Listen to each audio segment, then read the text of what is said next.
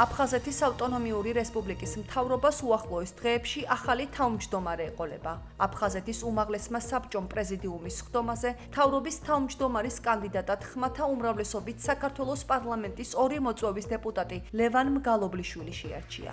დღეს დილიდან მიმდინარეობს კონსულტაციები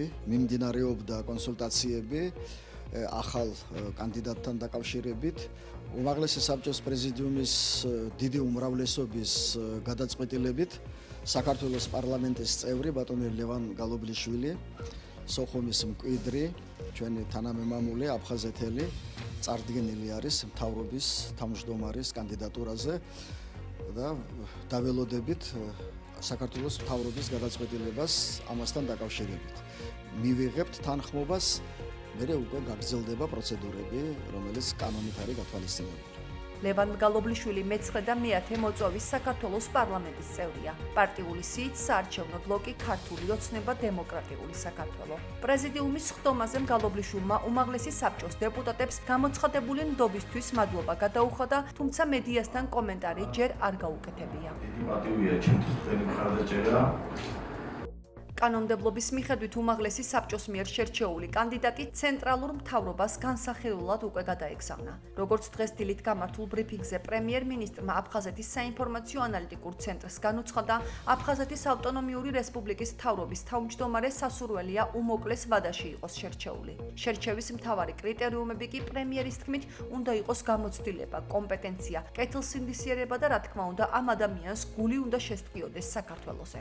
ჩვენ მზად ვართ რა თქმა უნდა კონსულტაციებისთვის, კიდევ ერთხელ რომ სასურველია რაც შეიძლება მალე შეთანხმება და დაინიშნოს აფხაზეთის ავტონომიური რესპუბლიკის მთავრობის თავმჯდომარე. რა თქმა უნდა, კრიტერიუმი უნდა იყოს გამოცდილება, უნდა იყოს კომპეტენცია, უნდა იყოს კეთილსინდისიერება და რა თქმა უნდა ამ ადამიანს გული უნდა შედგიოდეს საქართველოზე და აფხაზეთზე, ხო?